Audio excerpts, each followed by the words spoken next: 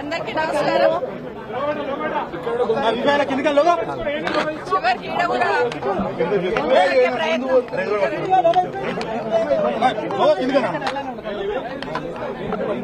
ఈరోజు అసెంబ్లీలో ఏం జరిగిందనేది రాష్ట్ర ప్రజలందరూ చూశారు. అసలు ఏం జరిగింది, ఎందుకు గౌరవ ముఖ్యమంత్రి మాట్లాడారనేది ఇప్పటికీ అర్థమైతలేదు. అసలు మేము ఒక మాట మాట్లాడింది లేదు. కేటీఆర్ గారు మాట్లాడుతూ ఉన్నారు. ప్రభుత్వం ఏం చేస్తున్నది, గత ప్రభుత్వం ఏ విధంగా చేస్తున్నారు, ఏ విధంగా తప్పుడు మాటలు మాట్లాడుతున్నారు ఇప్పుడున్న ప్రభుత్వం అనేది లెక్కలతో సహా వివరించే ప్రయత్నం చేస్తా ఉన్నారు. అవన్నీ కూడా వింటా ఉన్నాం. ఎందుకంటే అప్పుల పాలైపోయింది, ఎత్తి కడుతున్నాము అనేది తప్పుడు సంకేతాలతో ప్రజలందరికీ తప్పుడు మాటలు మాట్లాడుతూ తప్పుడు ఇన్ఫర్మేషన్ ఇచ్చుకుంటూ హామీలు తప్పించుకునే ప్రయత్నం చేస్తున్నారు కాంగ్రెస్ పార్టీ వాళ్ళు. అదే విషయాన్ని ఈరోజు గౌరవ మంత్రి గారికి, గౌరవ శాసనసభ్యులు కేటీఆర్ గారు మాట్లాడే ప్రయత్నం చేస్తున్నారు.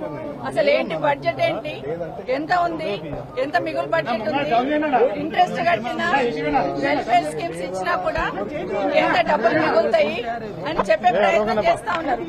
అవన్నీ వింటున్నాం మేము కూడా చాలా శ్రద్ధగా.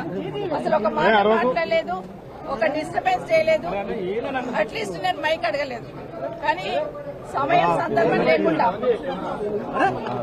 సందర్భం లేకుండా సడన్ గా ముఖ్యమంత్రి గారు లేచి, అంటే కేటీఆర్ గారు మాట్లాడుతూ ఉంటే దాన్ని ఎట్లా పక్కన జరపాలి అర్థం కాక వాస్తవాలు మాట్లాడుతున్నారు కదా కేటీఆర్ గారు అని సడన్ గా లేచి, కేటీఆర్ గారు మీ వెనకాల కూర్చున్న మా అక్కలు మమ్మల్ని ఇక్కడ ముంచిండ్రు, నిన్ను కూడా ముంచుతారు, మీరు జూబ్లీ బస్ స్టాండ్ అవుతుంది మీ బతుకని మాట్లాడుతున్నారు.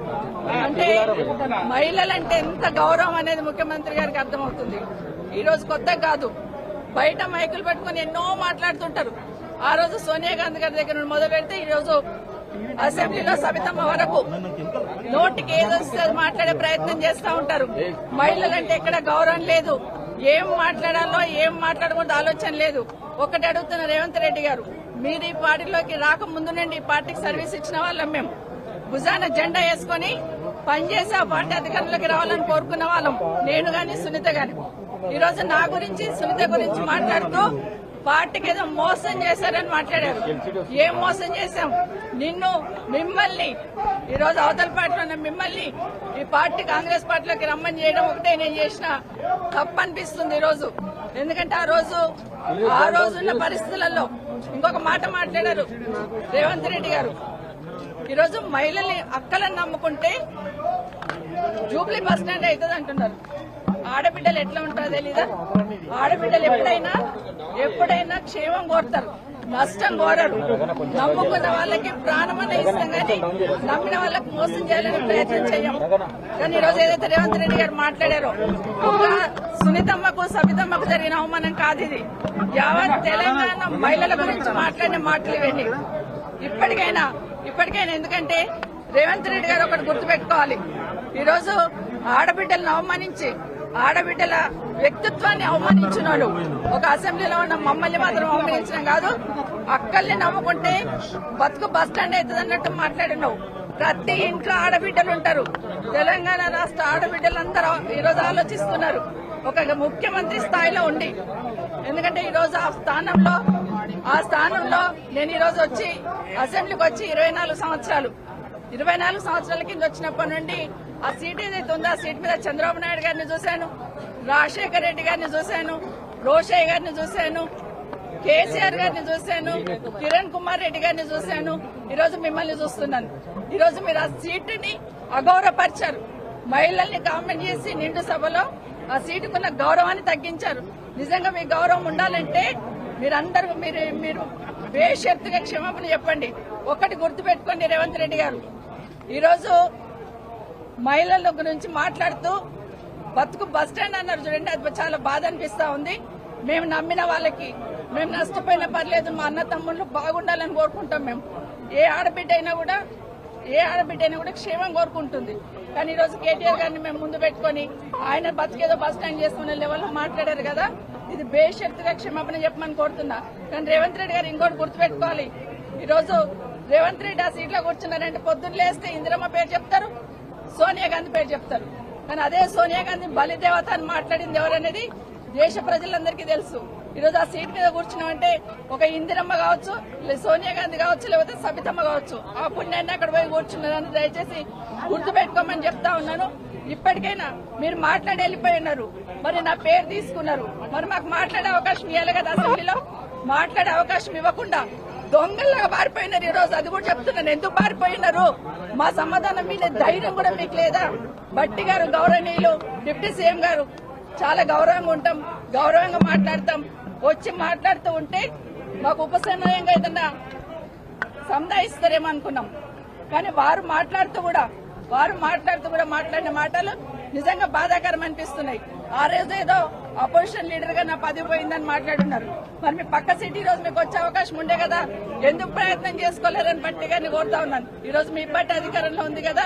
అన్నిటికన్నా ముఖ్యంగా ఒక మాట అన్నారండి గౌరవనీయులు డిప్యూటీ సీఎం గారు, ఏ ముఖం పెట్టుకొని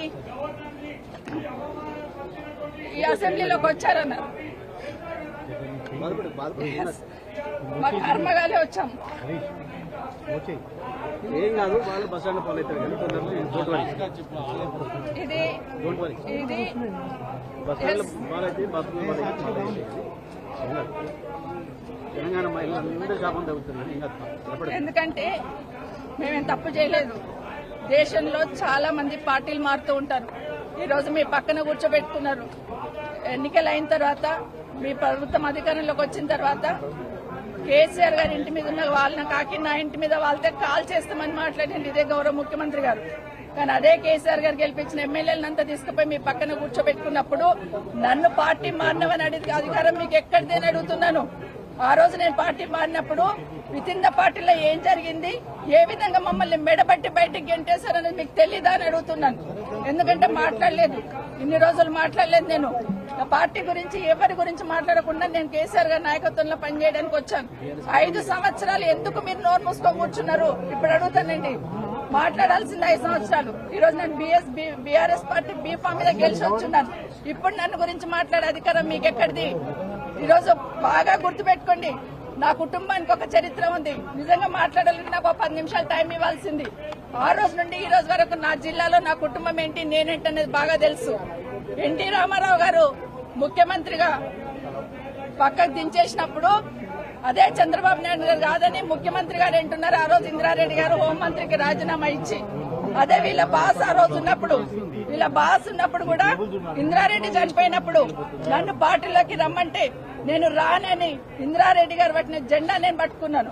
2014లో మీరు టికెట్ ఇవ్వకపోయినా కూడా ఒక మాట మాట్లాడకుండా కాంగ్రెస్ పార్టీకి పనిచేస్తున్నాను. ఉన్న తర్వాత కూడా రాజశేఖర రెడ్డి గారు చనిపోయినాక నిజంగా రాజశేఖర రెడ్డి గారే మమ్మల్ని తీసుకొచ్చారు.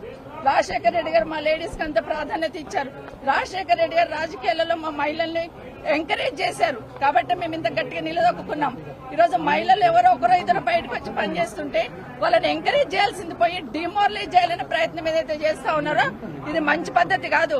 అసెంబ్లీలో కూడా ఆడబిడ్డలను అవమానించే సంస్కృతి వస్తుందంటే నిజంగా తలొంచుకోవాలండి. ఈ రోజు కనీసం మాట్లాడే అవకాశం కూడా ఇవ్వకుండా పోయినారంటే ఈరోజు సమాధానం రాష్ట్ర ప్రజలకు చెప్పాలి. ఈరోజు ఇక్కడ కూడా మాట్లాడదామని వచ్చాం. అవసరం లేకపోయినా అరగంట నుండి అక్కడ కాంగ్రెస్ పార్టీలు నిల్చొని ఉన్నారు కాబట్టి ఇక్కడ మాట్లాడాల్సి వచ్చింది. ఈ రోజు రేవంత్ రెడ్డి గారికి నిజంగా ఆ 4 కోట్ల ప్రజలకు సంబంధించిన సీట్ అది. ముఖ్యమంత్రి అంటే రేవంత్ రెడ్డి గారు సొంతమేం కాదు. ఆ సీటు గౌరవం పెరగాలంటే ఈ రోజు మీరు క్షమాపణ చెప్పండి. తెలంగాణ రాష్ట్ర మహిళలందరికీ కూడా ఈరోజు క్షమాపణ చెప్పాల్సిన బాధ్యత ఈరోజు రేవంత్ రెడ్డి మీద ఉంది. భట్టి గారు గౌరవనీయులు డిప్యూటీ సీఎం గారు మీరు మాట్లాడిన మాట ఏదైతే ఉందో ప్రతి ఇంట్లో ప్రతి ఆడబిడ్డకు తగులుతుందండి. ఎందుకంటే మొహం పెట్టుకొని వచ్చిందనే మాట చాలా బాధ అనిపిస్తుంది.